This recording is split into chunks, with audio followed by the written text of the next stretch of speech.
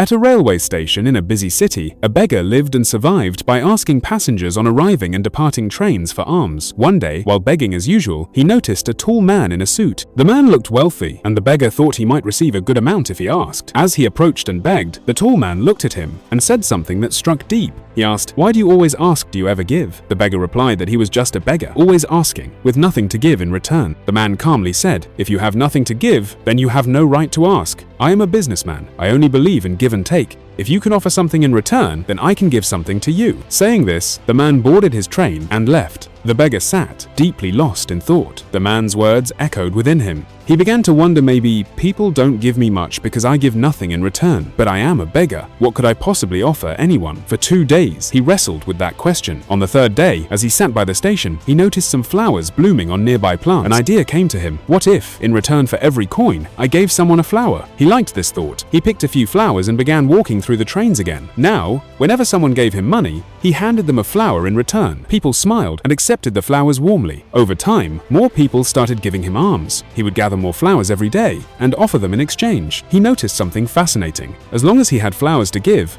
people gave him money. But once the flowers ran out, the coins stopped. This pattern continued every day. One day, while making his rounds, he spotted the same tall man again on the train. Excited, he hurried over and said, "Today, I have something to offer you, some flowers. If you give me something, I'll give you these in return." The man gave him money and the beggar offered flowers. The man smiled and said, "Now you are truly a businessman." The train moved on, but those words stayed with him. His heart swelled with joy. His eyes sparkled. It felt like he had discovered the key to changing his life. He stepped off the train, looked up at the sky and shouted, "I am not a beggar, I am a businessman. I can be rich too." People nearby thought he had gone mad. But from that day on, the beggar disappeared from the station. 6 months later, at that very station, 2 men in suits boarded a train. They looked at each other, and one extended his hand and asked, "Do you remember me?" The other replied, "No, I don't think we've met before." He smiled and said, "We've actually met 3 times. This is the third." The other man looked confused. He said, "I don't recall. When were the first 2 times?" The first man smiled again and said, "We met twice on this very train. The first time, you refused to give me alms. The second time, I gave you flowers. I was that beggar." The second man was stunned. He asked, "What happened to you? Where are you going dressed like this? And what are you doing now?" The first man replied, "Yes, I was that beggar, but now